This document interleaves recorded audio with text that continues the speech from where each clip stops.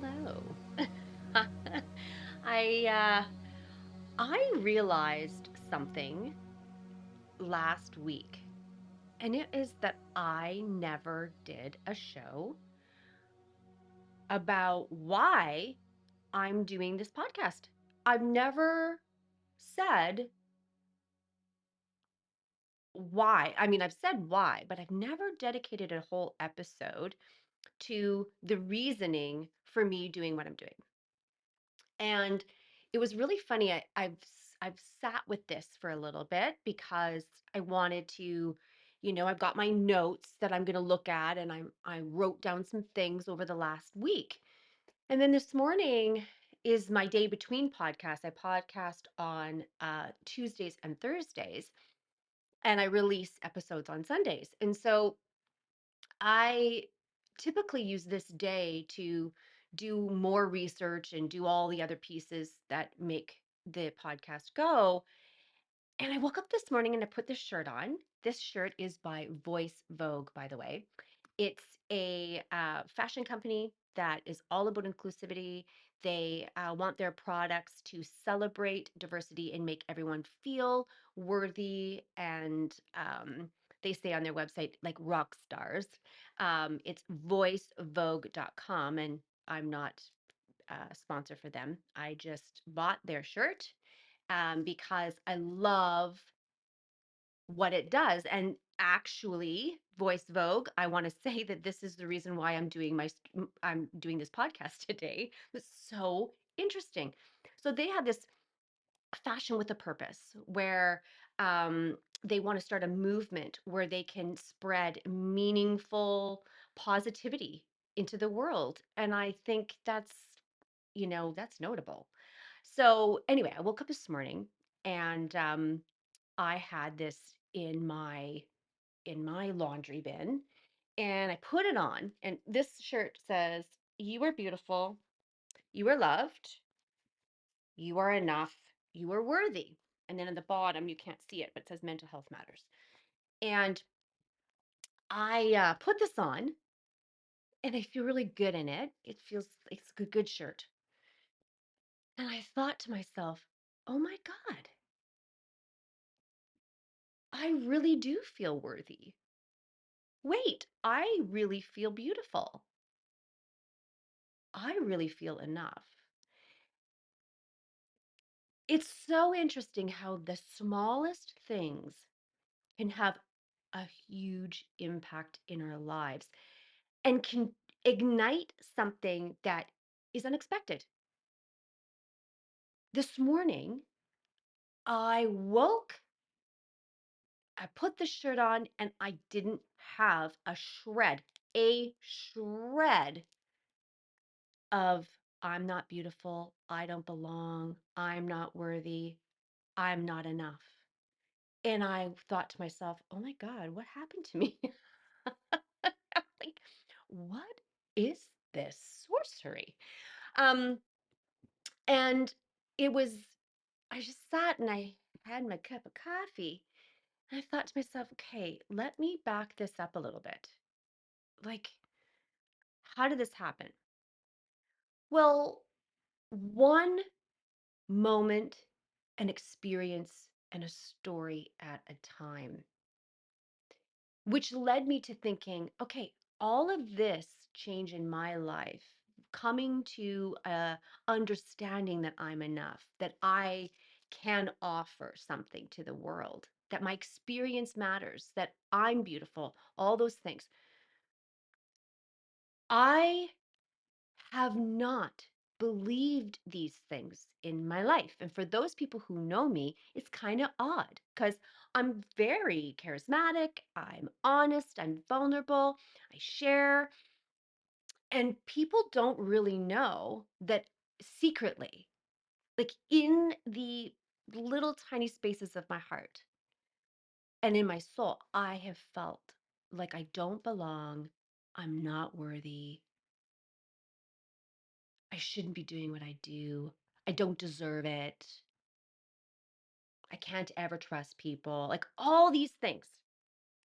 And so the beautiful miracle today is that I don't feel that. and I wanted to share my why. A long, long, long, long, long, long, long, long, long time ago, when I was 17, I had a moment in my life. It really impacted me. And that moment was I I had this vision. I came across this vision of what I didn't know if I was going to be it or not. I saw myself in my 40s because of 17. So remember, I'm 17, and this vision, I honestly, it was a waking vision maybe. I was doing dishes, I was working in a cafe. And I was doing dishes and I zoned out of nowhere. This vision came to me, and I saw myself older, and I saw myself walk into this incredible building. Beautiful, white, marble, gorgeous building. And there were a whole bunch of floors. In my recollection, there were six floors, and they all had these glass doors, and on these doors were words, occupations, um, emotions. And I just found that bizarre. I mean, as I was seeing it, and even after, I was like, what was that? And it was a light in the middle of what I had seen as, I wouldn't say it was darkness, but it was really messy. My life was really messy, really messy. And this came to me. I was working at my job. I was not in a spiritual space. I was not meditating. I wasn't doing anything. I was just working, washing the dishes. And this came in a most unexpected way. And it was so strange that I could only accept it as something bigger than me, and God, something bigger than me was getting my attention, was showing me something here. And for, I would say, every 3 to 5 years, I would get this vision again. This vision would come back to me, and it would just show itself to me in the oddest of places. I'd be doing something that was nothing, contemplative or spiritual, nothing, not even walking in a forest. And it would just come to me. Like, weird. And so I knew it meant something, and I knew it was me. I knew it was me chasing something. Like I was chasing some part of myself, perhaps. Maybe this was the light of hope in a space that I was feeling very, very untethered, sad, lonely, and everything was a secret. Everything was a secret. And if I shared, my family of origin really didn't like that. The words were, well, now they're going to know about our life. They're going to know about our private life. If I went to therapy, I went to therapy for 1 year, and there was a consequence for that because the messy didn't want to be revealed, the messiness of life. And so this isn't to uncover anybody or anything. This is just my life story. This is my why. So if if you're wondering why I'm doing what I'm doing, this is the episode that you're going to want to look to. And I do have a lot of new people that have found me. And I feel it's really important to share. It's really important to share because from 17 to 49, I'm going to be 50. So right now it's February, March, April, May, June, July. So in 6 months, I am going to be 50. And I'm super happy about it. I am so happy because I really wanted to be in this spot. I have a few more things that I want for myself. Generally speaking, I couldn't have asked for more. And so, what made me say that as a 49 and, half year old woman who has had a lot of life, a lot of experiences? What has made me say, I just have to share why I feel beautiful, why I feel worthy, why I feel enough, why I feel so held? Well, it's the power of story. It's the power of experiences that have gotten me into this spot. It's just crazy. I listen to people's stories, and in their story, I see a part of myself. Or something that maybe I've been questioning just gets answered. Or I think, oh, you know, that experience, there's something there for me. That was a really interesting way they said it. That was a really cool way they said it. Or maybe there's a feeling, oh, didn't really like that, but why didn't I like that? Well, because maybe, it's the rub. So anyway, this is the episode where I want to talk about how I learned how to show up.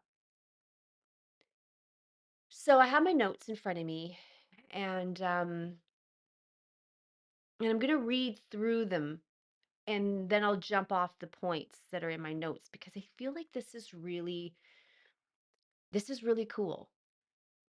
So, why did I start a podcast about people's stories? And my tagline is every story matters. And so what does that mean? What does it mean that every story matters? Well, when people share their story, no matter where they are, and when I say story, here's what I want you to know about story. This story could be regarding a profession. I just interviewed someone the other day. His name is Justin Human, and he is a urologist. In our conversation about men's health, I found something. I it's unlikely for me to find a little shred of something that I can apply to my life. And yet, I'm talking to a doctor of urology about men's health. And he hits a point about sharing. It's okay to share with people how you're feeling. You don't have to hide. I'm like, okay, so this is for everybody, right? It's it doesn't matter who you are. It doesn't matter what gender you are. When people share something that they are passionate about, that they find wisdom with, where they've gone to school and they've become educated in a special area, we can all sit up and listen a little bit more. They have something to say, and it probably will apply to you in one way or another. It does to me. I interviewed yesterday a fitness instructor because I want to figure out how to get through January, which we did. January felt like the longest month on earth, but anyway, we got through January, but now we're going into another time change. So I'm in Vancouver, BC, and so we're gonna adjust our clocks are gonna go backwards, I think, which is complete and utter hell. It puts me into a state where I feel like I'm a new mother all over again, and I can't see straight. It's like wild. I don't understand why we have to change time, but we do. So we've got how do you make it through January and New Year's resolutions? How do you get through the time change and how do you get through all the information on how to get your body ready for the summer, beach body? And so we're talking all about this. right to the next guest I have on the show is sharing about sleep medicine. She is a sleep doctor. And I have other people that are coming on who have written memoirs. They're writing about surrogacy, how her journey of surrogacy. We're talking to people about happiness. We're talking about all kinds of things on this podcast. It doesn't have a end. The possibilities are endless in terms of the conversations that I can have with people. And that is how my life has changed. Listening to someone's experience has created inside of me a sense of validation. Oh, even a doctor of urology wants to talk to people about not being fearful, that it's okay. You don't have to feel shame. If you feel shame, here's how I'll help you. Even there, people are feeling less than, people are feeling vulnerable. So it's not just in everyday living, it's not just in the privacy of your mind or my mind that we're experiencing fear and self-doubt and all the judgments and the shame and all the different things. Most people have this. Most people don't start a podcast and talk about it, and some people do. And some people don't say a word. They don't breathe a word. I think of my my grandparents. Breathe a word of the injustice that they've had in their life, the suppression, the shame, the fear. They don't breathe a word of it. They just work and work and work and work and work. And then there's other people. So we all have a different way of showing up. And I've come to learn that telling our stories is how we heal. It's how I've healed. It's how we reclaim our strength and remind other people that they are not alone, that they are not by themselves. You are not by yourself. How did my life change? Well, I went to therapy when I was 17 to 18. Then I did not no therapy until last year. So it's 48, 48 and a half. So it was about this time last year that I went to therapy, and and I still go. But I showed up. I showed up to meet myself. Interesting. I showed up terrified. I showed up afraid. I showed up insecure. I showed up unworthy. I showed up doubtful. I showed up um, with anxiety. I showed up in my sadness. I showed up in my grief. Because life isn't perfect. And there needs to be a rub. There needs to be something that says, "Hey, what you're thinking isn't perfect, and that's okay." So, this is really how this has all started for me. Listening to someone's story, talking, I think about all the podcasts that I've done previous from I can just think of all of them. There's 64. And I'm booked all this year. I'm booked all the way to October. Every Tuesday and Thursday I'm booked to October. And I never thought that would happen to me. I was like, wait, how did that actually happen? And I don't actually know how that well, I do know kind of how that happened, but I someone reached out to me, and from there it just happened this way. And I'm so grateful because it's time. It's time for me to show up. And I'm not showing up in the way that I have shown up in my life for, I would say, so I was 6 when life showed me who I needed to be. Because who I was when I was 6 years old was not a good person. For all the reasons that happened, all the experiences that happened. When I was 6, I was taught, be quiet. Your body is not yours. You need to be quiet and secret. So this I was, I would say, and I'm going to use this term, was a victim of SA. Um, you can look up what that abbreviation means, but I need to be careful with what I say. And I also grew up in a family of origin that was quite unstable, and it shaped me. It shaped how I showed up in the world.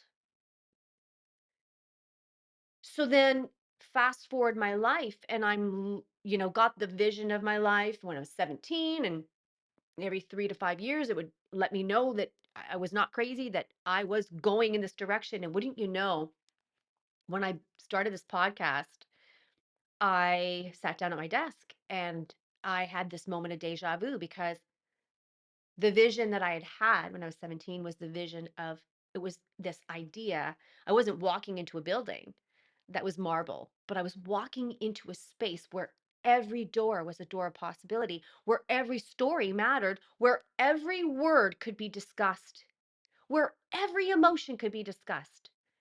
I mean, podcasts weren't available back then. Who would know what that was? Yet my higher self, my soul knew exactly where I was going. And in the middle of my misery, in the middle of my messiness, in the middle of my suffering, my experiences with my life with SA, good God, I was like, what am I going to do here? And life helped me show up. And when I began to listen to people's stories, it unlocked, their experience unlocked something for me. They're showing up, they're risking themselves, their ability to say, I'm not going to hide about this, even if they're a doctor or whatever. But more importantly, I talked to people early on in the show who were people that I knew who had gone through some really deep things, abusive partners, abusive relationships where, they were trying to get out of relationships where they were suppressed and saddened, and there's lots of different things. And I've had lots of people talk about emotions and how to process them and all the things like that. So they people have stepped up in the space where they are at. And that is what is happening on this podcast. So when we show up, we become stronger. And that is what I noticed. So I showed up, and the not enoughness, it dropped a little. I showed up and the unworthiness faded slightly. I showed up and the ugliness that I thought I was. I seriously, I would look in the mirror and I'd be like, oh, wow, you're not very beautiful, are you? Seriously. And I just look at myself, I'm like, I know I'm pretty, but I know I'm beautiful. But I was not the first thing I was thinking about. And so this is how I've shown up. I've learned how to find a starting point for my own story, and I hope to offer you a starting point for your story, for your experience to unfold in whatever way it's going to work. But there's a few touch points that I want to talk about. So, words, whether it's on your shirt, whether it's spoken to you, here's what I wrote down. Got my little peepers, by the way. These are my favorites. Words. So when you've been raised where someone controls your experience, that determines oftentimes how far you'll go, and how what you'll become, right? Because sometimes people have issues of control and they do not understand that their words have power over people. And it's really interesting. Where did I learn that I was not enough? I wasn't born that way. You were not born that way. Where did I learn to be quiet? It's clear I'm not quiet. It's clear I'm not quiet. But where did I learn this? Words. Words matter. And we can speak life and we can speak death and we can speak pain and sorrow into someone's life with our words. And I would say in the last few months, I've realized that I don't need to speak poorly about the people that have harmed me in my life. I've been honest about certain things with different guests on the show because I mean, you're having a conversation, it requires, I'm not going to hide. I also, though, understand that here's the thing about the words that I've learned, that words matter. And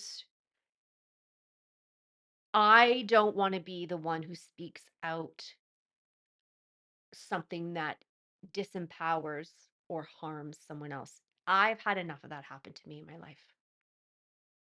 So, what can stop us from showing up is words. People have said things to you. It's rarely going to be you saying, I said to myself that I wasn't enough and then I just couldn't do it. That's not actually how it starts. Someone tells you that. Someone tells you that. Someone says, Lori, you are not going to be this. Lori, you are too, but fill in the blank. And then you go, oh, okay, okay. I got to be quiet in this situation, or I'm not equipped. Whatever the orientation, whatever the word was. I think the single most influential thing for me was the words. I believed I was what the words were that that person said. Do you believe that you are what people say you are? That's the question for you. So, if there's a takeaway at the end of this, you go to my blog post on my website, www.loriclarkemedia.com. Go to the blog section and ask yourself and find this post or this podcast and go to the where we direct you and then figure it out and ask yourself, look at those takeaways and ask yourself the question, am I who that person says I am? How have I not shown up? Because that person or those people or they say differently about me. What I learned is that for every word spoken, there was a giveaway, right? So for every action, there's a reaction. And so here, follow me with this. So one sec, my chair's too close. So the giveaway is for me. Oh, sorry. The giveaway for me was that I lost a piece of my own self when I believed the words of other people because words matter. I lost myself in other people's needs and I learned that other people's emotions and feelings and how they were in any situation was far more important than me. And that gave me validation. So it can be trained in you. And these things start at it, sorry, my throat, but just one sec. I'm going to have some coffee. These things start at a really, really young age. So everybody has a big T trauma, a little T trauma. I mean, not everybody, most people do. Most people have something that they can look back at and go, oh, I learned from that. I learned how to not be on the playground. I learned during that spelling bee that, I was not very intelligent. I learned in the math class when I blurted out the wrong answer and everybody looked at me. I learned when my parent was an alcoholic. I learned when, for me, I learned through physical abuse through SA. I learned that I better be a secret. And that put me into a space where I was so tight and it was so uncomfortable. But man, it was for that moment because wrong had happened to me. Wrong had happened to me. And now I needed to see where I was worthy now because I was just a little girl. And what did I ever do? Who I was not okay. Because if that person could harm me like that, then who I was must be terrible. So what did I do? Well, words. The words that person spoke to me anchored into my soul. And I then learned a pattern of carrying people's pain, carrying people's emotion, making sure people were good. I would turn myself into knots, making sure people found joy and happiness for themselves. Because I knew how hard it was to find joy and happiness. The problem was I wasn't taking care of myself. I was taking care of other people. And the only reason why I was doing that is because I wanted to protect myself from getting harmed. Because why would I ever want what happened to me to happen to anybody else? And I always wanted to read people first. Who are you? Are you going to harm me? What's the deal under here? I never trusted people. And so I allowed people to drain me. And it was a very, very interesting experience. And I gave something away. Now, here was something that I thought was really, really cool. I was thinking about this the other day, and I live in a house. Most of us live in a home of some sort. And so I was thinking about this and I thought, wait a minute. I don't just invite anybody over to my house. I don't know about you, but I have people that live here who bring their friends over. But I don't just invite people into my house because I don't call on the people that are walking down the street and say, I never do that. Why? Because my house is sacred to me. My house is important to me. It's got my things in it. And what I realized is in my life, I've actually offered people to come into my sacred space, which is my emotions, my body, my heart, and to take what they want. I thought it was okay. I found value in that.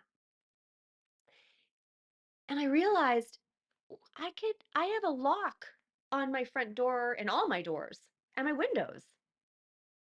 Why do I not have some kind of l- healthy layer of protection or a boundary for the people in my life or my friends or who I talk to? Can they can they emotionally dump? Can they take from me? Can they expect things to me? Is my words do they listen to my words like no? When I say no, how does that work? So I realized that in my life, I was trained to let anybody just take whatever they wanted in my house. It's like, oh, yeah, take that plant, take that thing. No, oh, you're not using this pen? Great, I'm taking it. And even if I felt mad about it, I wouldn't be able to say it. And this is where other people's experiences started to show me that I don't have to let people into my house. I don't but I don't need to protect myself in the way that I'm protecting myself. There's a healthy way of protecting, and then there's a not so healthy way of protecting. so that word can be used in different spaces.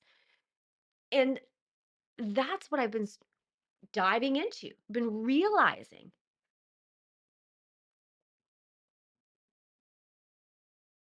I started taking it back. I started taking back the girl who was in this survival mode. I started taking back a level of power to say, I'm not in survival mode. I do not need to survive here. I have been in a committed, safe, very equitable relationship with my partner, Dave, for 30 years. We have 4 children together. We've built a beautiful life. I do not need to be in survivor mode. I don't have to survive from one day to another. That is not what my life has brought me. And yet, I've got this switch that's flipped on. And I've done a podcast on this where I normalized that it was okay to live in a space of surviving every day because my house, my body, my temple, my sacred space, which is my body, my how I live every day, was always under threat. And it was directly from life experiences. And how did I learn how to take it back? How to identify that?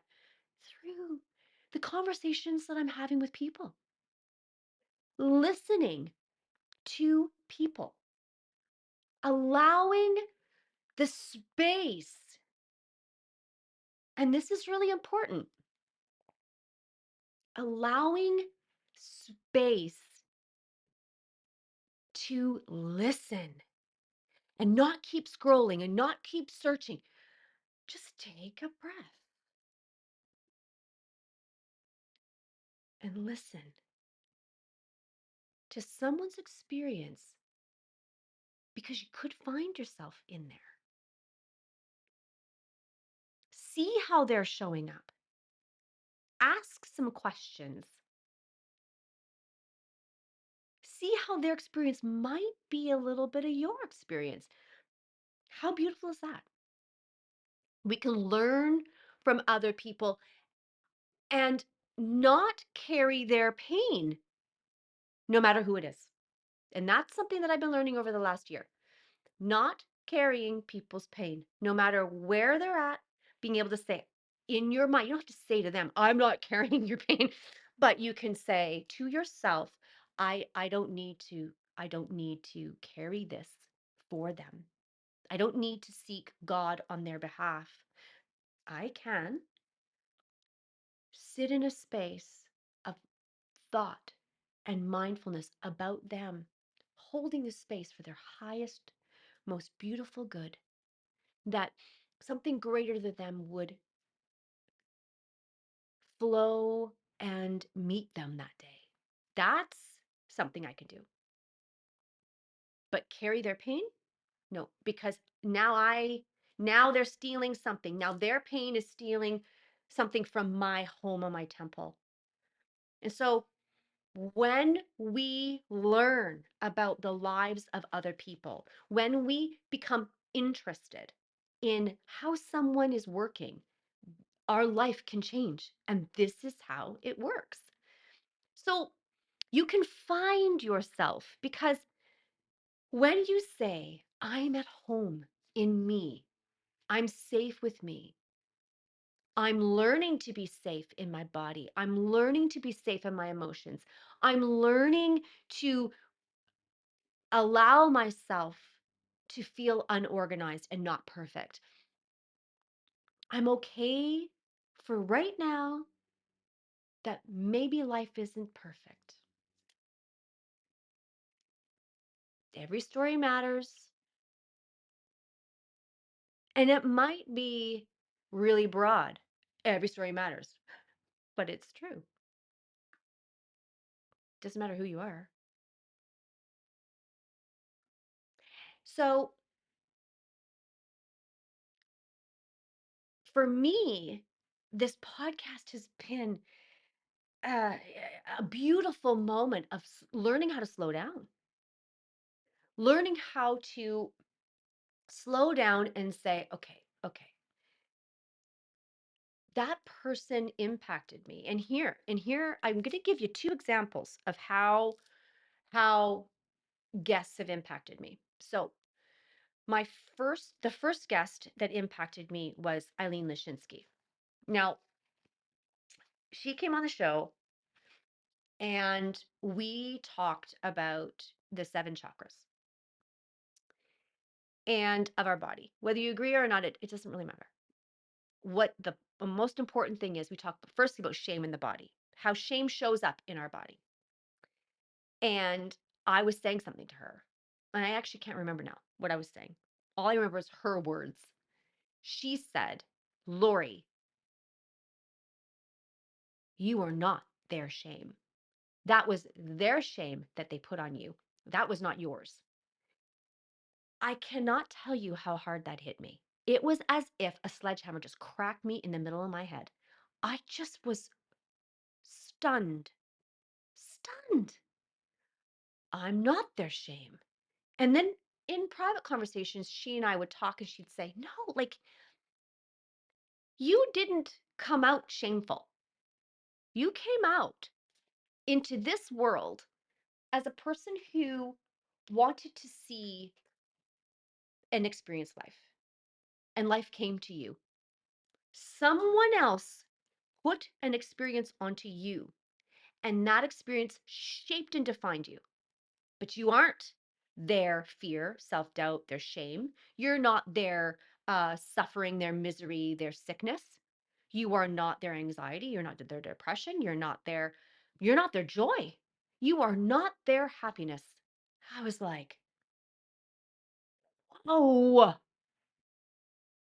what do you mean? It was so crazy, but it changed my life.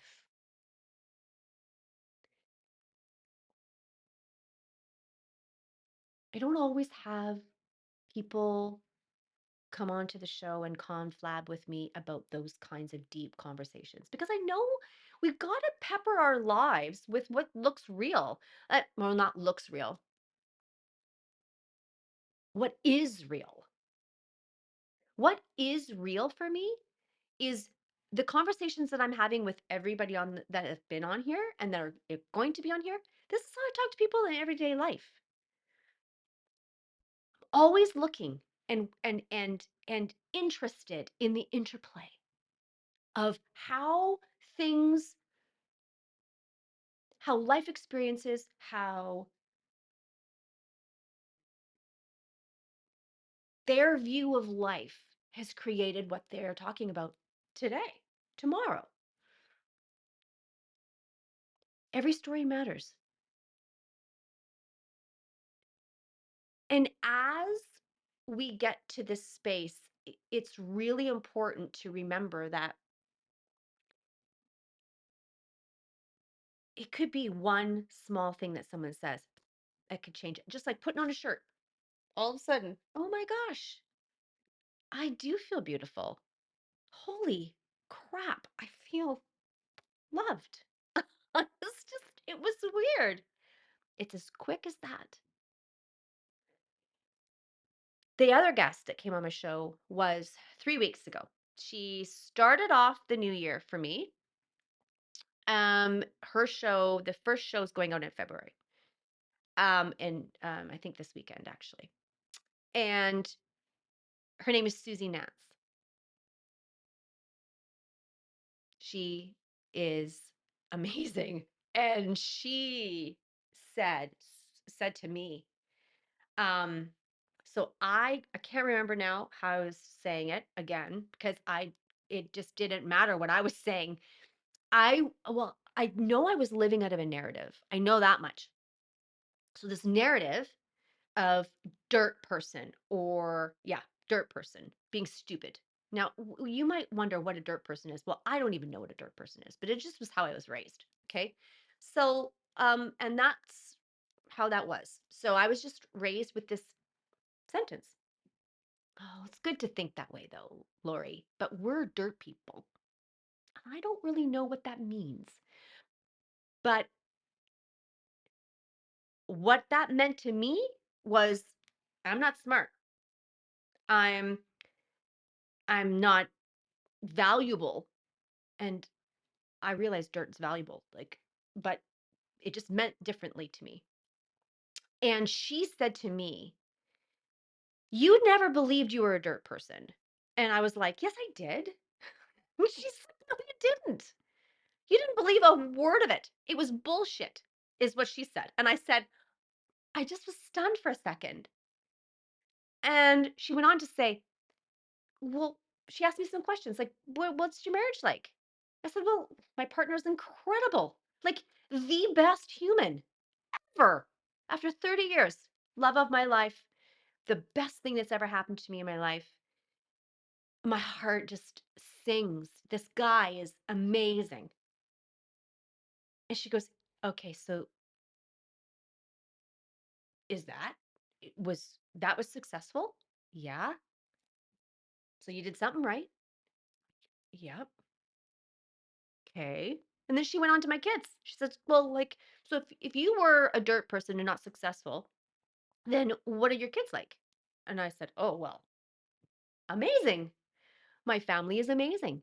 They are unbelievable people. I have 3 adult kids and 1 teenager, and all of them are the most glorious humans that I've ever spoken to, that I've ever experienced in my life. They are just the joy of my heart. And I'm so proud of their own personal journeys and how they've lived their lives. And she responds to me and says, okay, so if you believe that you were as low as low as low, then how could you be so nurturing? I was like, I don't actually know.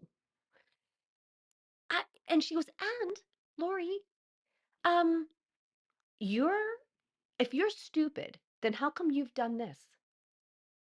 How come you've created, like, what skill do you have? And I said, oh, no one taught me how to do this.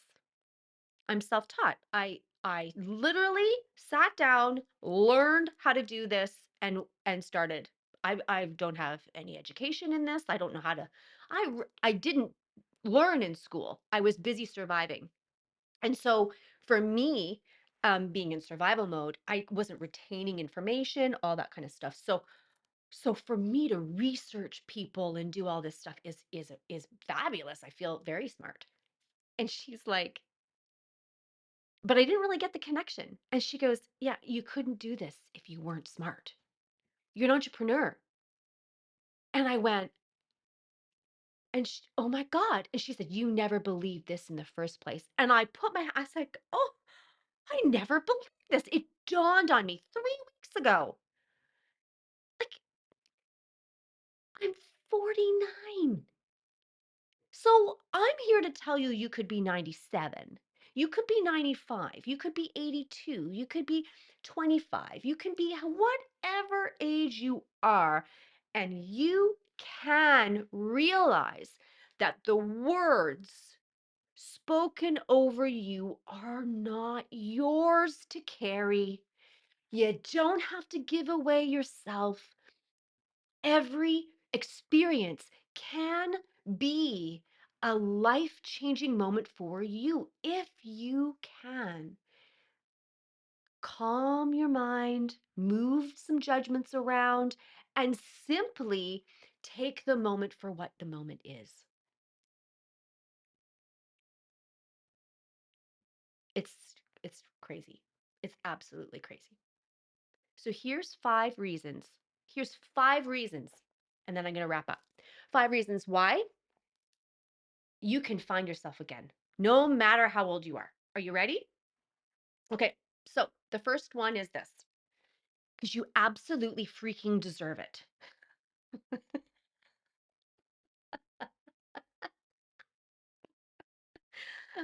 You deserve it. If what I'm saying resonates with you, then what you deserve in this life is through all the good, the bad, and all the in between, you deserve to have a life where you feel beautiful, where you are loved, where you are enough, where you are worthy in your own, on your own, by yourself, and nobody needs to tell you that. One day you can wake up in the morning, you can go, wait, something's different. You deserve it. I remember last year where I started, my therapist, Melina, she said, I just want you to start feeling like enter into a deeper connection with your body because I was very disconnected. I'm thinking, I'm not saying this is true. I'm going to get someone on the show to talk to me about this, but so we will debunk this over this year. But for me, because I was giving away, because I felt like that was how I gained value, right? Um, I did not understand that there was this disconnection between my body. So I would put my hand on my face in the morning and I would look in the mirror and I put my hand on my face and I'd say, I see you. I didn't say you're beautiful. I mean, sometimes I did, but more often than not, I'd just be like, you've been through a lot. I see you. That must have really hurt. And put my hands on my wrinkles and be like, you really worried. You worried a lot. And that was what you needed to do in order to be safe, to feel safe. And you're safe now, like that. That's what I would do every morning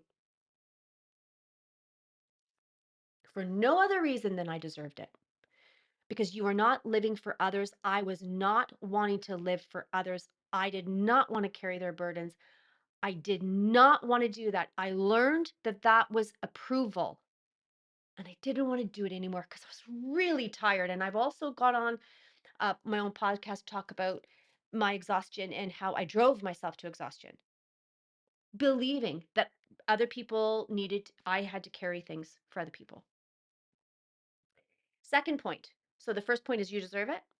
Second point is joy is okay and joy is for you. So when Eileen told me that shame was the shame that I carried was not mine. When you carry someone else's burden, how can you be joyful? How can you be happy and free? How can you be joyful?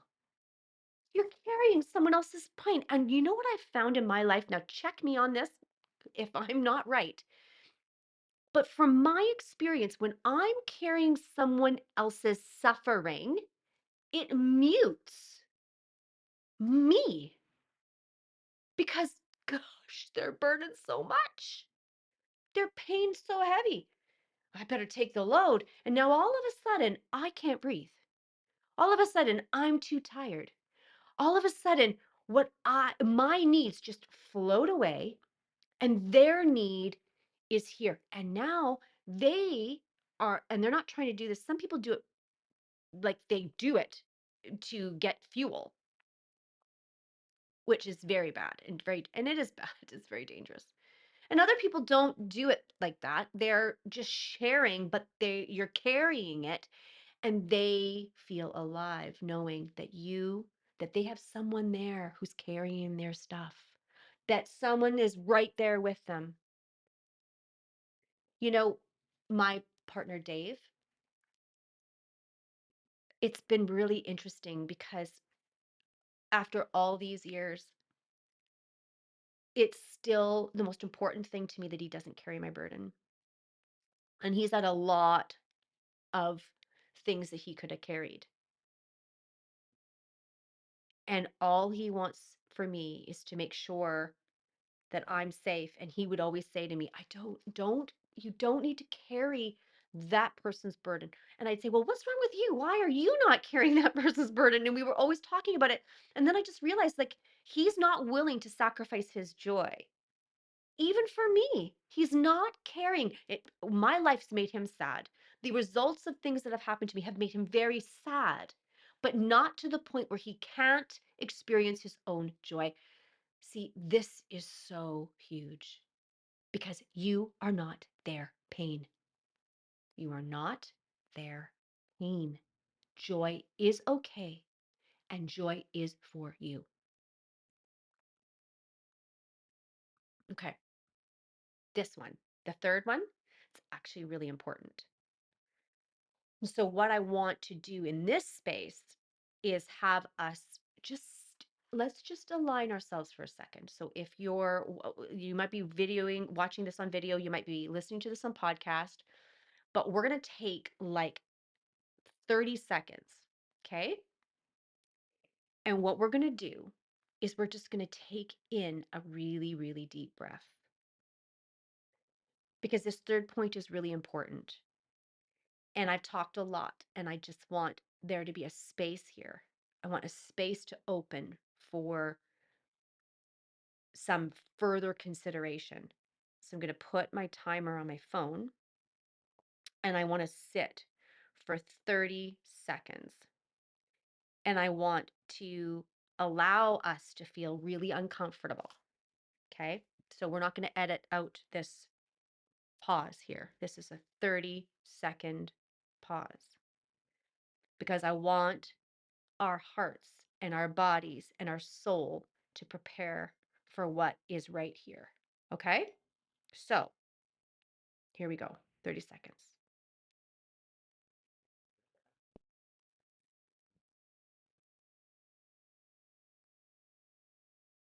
And you're going to breathe in really deep.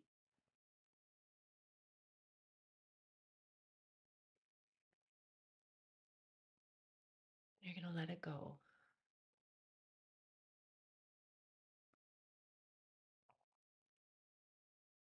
You're going to breathe in again. There you go. There's the time. That wasn't very long, 30 seconds, was it?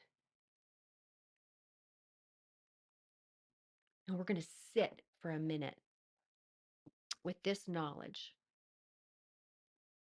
I am not their pain.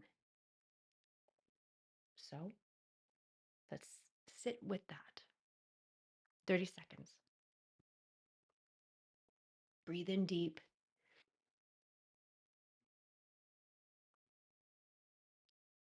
And then let it go. And as you let it go, have the realization of the words, I am not their pain. And let that go again with your breath. There we go. That was 30 seconds. We're going to take another 30 seconds with this. And here's the sentence that we're going to breathe in and we're going to begin to let go. I do not have to carry the burden of others. Ready for this one? Here we go. Breathing in as deep as your lungs will allow and hold it at the top and then let it go. And the words, I do not have to carry the burden of others. It's not my job.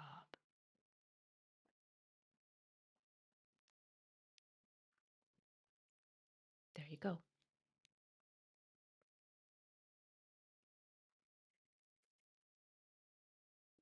We can open up just a little bit to learning about what joy is for ourselves. When you drive yourself to exhaustion, when you live in stress, when you carry the burdens of other people, when it makes you feel valuable, other people's pain makes you feel valuable because you're feeling useful. I'm just going to say this here. This is my own experience. This might not apply, but I have heard other psychologists say this to me, and my own therapist has said this to me, that the only reason why I feel and have felt valuable in carrying other people's pain is because life told me that that was what I was supposed to do. That's how I got the value that I had. That's how I felt worthy. That's how I felt beautiful because people would be like, "Oh my gosh, go and see Lori. She's going to help you." I don't want to be that person right now. That was a good version of me, but it isn't the person I want to be right now. So I'm letting that go. But I had to open, oops, sorry. I had to open myself to becoming curious about how to allow myself to feel more joy. So I've often asked this question because this is the question that I've been chasing. And it is this: who was I before the world told me who I should be? I remember I was creative, joyful. I was grounded. And then within 30 seconds, that was gone. And the world now told me I was shame, that I was to be a secret. So that's important. And as we move to this next one, here's the question, or here's the reason, one of the reasons why, the third reason why you can find yourself. And it is because I am not who you think I am. Who you think I am is a reflection of you. This is a big one. We all adjust ourselves to others, and the more dominant person seems to win. That happens for me. I don't know. You can tell me if it happens to you, but it happens for me. Dominant confidence, power wins, whether it's healthy or not. And I propose that we can move beyond someone's suggestion of you. What they think of you is actually a reflection of themselves. So, in my lifetime, when someone said, "You are not smart," it's not that. I didn't do anything to be smart. I was going to school. What it was is a reflection of who they were and what they felt about themselves. And that is why Eileen said to me, "You aren't their pain. That was their pain. They were putting it onto you." And that's why Susie Nance said, "No, you didn't believe that bullshit because it was not you. You never believed that. You are super strong. They told you that." It was their label. That is how they wanted to interact with me. And it's how they felt about themselves. And so what I learned is, like, from that, the most freeing thing I've ever learned, which leads me to the fourth reason of why we can find ourselves at no matter how old we are. And the fourth belief is this. The fourth point is this. Because we all have core beliefs.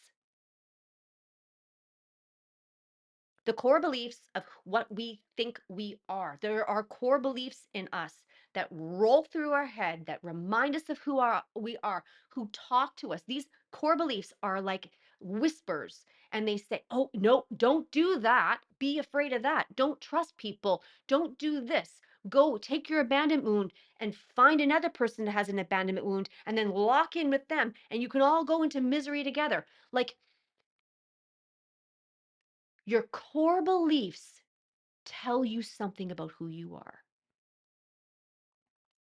So, what are these core beliefs? Well, I think sometimes core beliefs can have a real stronghold in our life, that they can hold us back because it's a storyline. I'm not worthy. I'm not enough. I can't. I never will. Um, I'm too old. I'm too fearful. Everybody hurts me. I can't trust anybody. Anybody in my life has always harmed me. Every person that I have ever helped has always thrown my goodness back in my face. I can't trust. Da da da da da. You name it. You name it. These storylines are huge. These are core beliefs.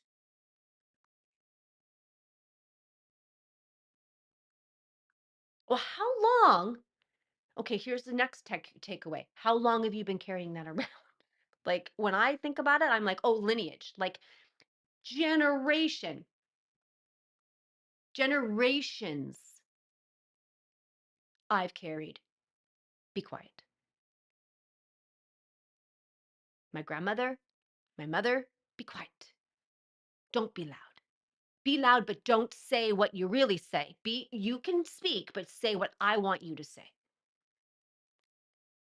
I've been carrying that around for years, lifetimes, generations, minutes.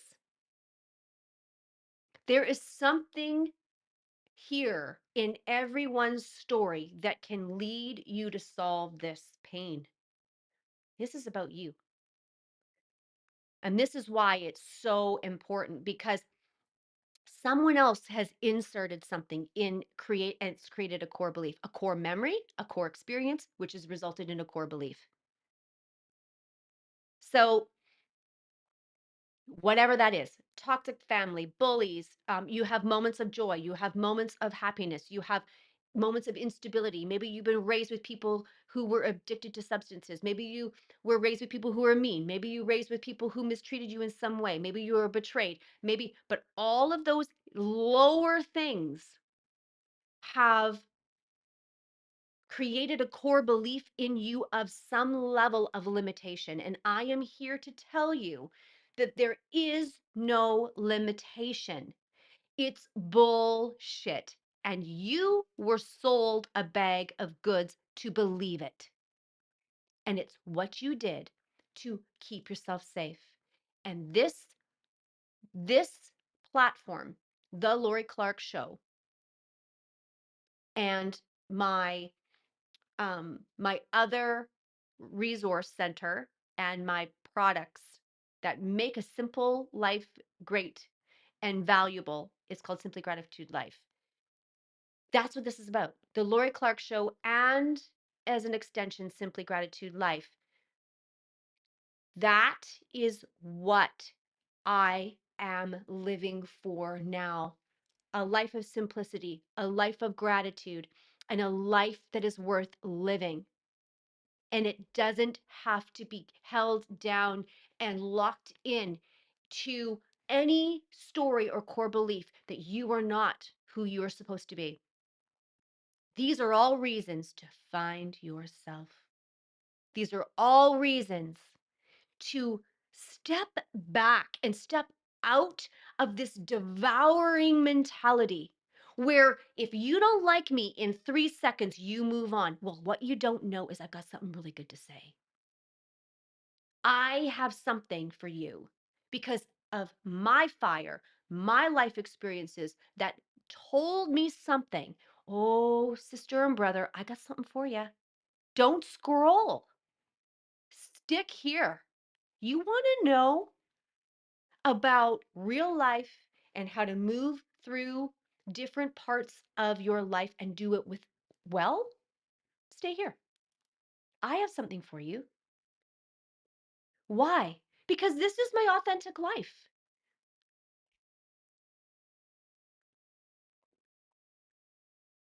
I believe we can find ourselves. I'm now in menopause. And let me tell you, I've had to surrender to my body not doing what it normally has been doing for the last, 38 years. 38 years my body's been going in a direction and all of a sudden it stops and it replaces it with insomnia, hot flashes like we're talking like, you know, stand in a freezer hot flashes. We're talking about hormonal problems, all kinds of things. And my life said to me, what are you going to make of this? And I went, okay, well, the hot flashes are grueling, but I tell you what, I got to surrender to this. Surrenders, I'm just not going to fight against it. And then I also came into this knowledge of going, oh my gosh, I can be new. I can have a new way of being. My body was doing this. It's not capable anymore. I'm not defeated by that. Am I empowered? Absolutely. And am I going to live my life differently? I am. I've got a new system. I don't have to be exhausted by my kids by running after all my children. They can come to my home, they can do what they want to do, they can leave, I can cook, I can connect with my kids, but I'm going to watch them do some things now.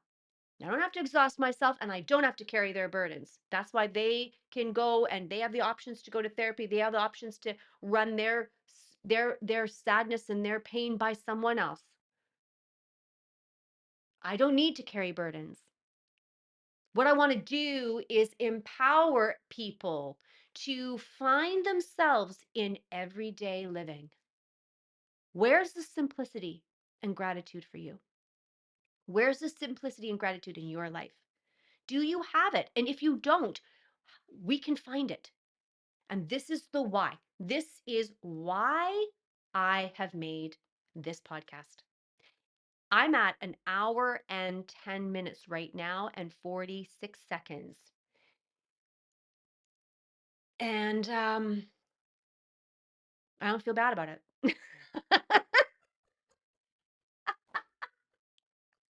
Don't worry, I've taken all your time. I don't worry, actually. We can deal with the feelings. We can deal with feelings. And on this and what you're going to hear this year and next year is all about impermissible stuff. People feeling like they can't do this and that, the impermissible things where you were told, don't you ever feel that way. I can't ever say that. Hey, that's what we're doing here. We're living life. It's good. And I want you to find yourself. So figure out where your core beliefs are. Remember that you are not who that person thinks you are. It's a reflection. Who they think you are is a reflection of themselves. Joy is okay, and joy is for you because you deserve it. You can find yourself, you can take it back, you can realize that your body and your life is sacred. It's a home, and you don't have to let anybody into it. You can be the gatekeeper, and that's a positive and healthy boundary. You don't need to be drained and pulled by people. You don't have to give away your power in order to feel valuable. And that words matter. Words matter. Words were spoken over you, but they were just spoken. You aren't shame. You aren't fear. You aren't this desperate person. You are enough. So, as we wrap up, that's what we do. So, what you're going to hear from me is you're going to hear me talking in my own. Now, this won't be on my series, Shame Out Loud, but I have a series that I do separately. It's called Shame Out Loud. And it's separate from all my podcast guests because it's about shame. And I'm going to bring people on to talk about shame, to talk about how shame affects us. And I'm also going to share my story. And I have writing. So I've most recently wrote, it's called Fool. And written it. Now we experimented, my producer Alex and I, about how we were going to do that. And I've learned, I like music a little bit. And what we did though was with Fool, we just when you turn it on, when you click play, I just start reading in the episode. I just start reading, and then we cut, and then it's over, and then part two unpacks the part that I read. Now I wrote that. I've done a lot of writing, because I was told I was stupid, and school wasn't for me, and I couldn't write. Well, I've reclaimed it. And so when I'm talking about this, I'm sharing my reclamation. So I wrote about things in my life, about experiences, about feeling the tug of war in my own soul. And it's called Shame Out Loud because I believe that we speak the name shame out loud. It cannot exist. I believe it. I've experienced it. And so what I've done is I've written a lot of things, and we are putting those out. And you'll see it. It'll come out. And but if you haven't, go and listen to Fool. And part one is Fool, the writing, and then part two is the breakdown. And that's how I'm going to structure that from here on in. And then the second piece is I'm going to bring on guests to talk. And then the third piece is I have, outside of those two things, I have a brand called Simply Gratitude Life. And that is where I share all of the joys of my everyday living, because I believe that that is something that is super, super important. That shirt will be here from Voice Vogue. And I'm just excited. So I'm so excited to share with you. If you are new, this is who I am. This is who me is. And I am so happy to be a part. And I'm so happy that you've given me your time. Honestly, I know time is a high value, and you've given it to me by listening. I cannot say more about the gratitude and the joy that I feel. I am here and I'm not going anywhere. I am going to share the stories of people, professionals, their wisdom, what they do for their jobs. And we are going to talk about all things, whatever that's going to look like. But I guarantee you, you will find something there for you. You can find me at www.loriclarkemedia.com. You can go to at the Lori Clarke Show. You can also go to at Simply Gratitude Life. That is where you're going to find me. I thank you for giving me the space. It has been a privilege. And I am so glad that you have found me or that you've been following me. We are on this journey together. Our stories matter. Your stories matter. And if you want to share your story, write in. Give me a little bio, and maybe we can connect. Oh, and you can go to my YouTube page too. I don't want to forget that. YouTube, The Lori Clarke Show. So don't miss out. It's amazing. Have an incredible day.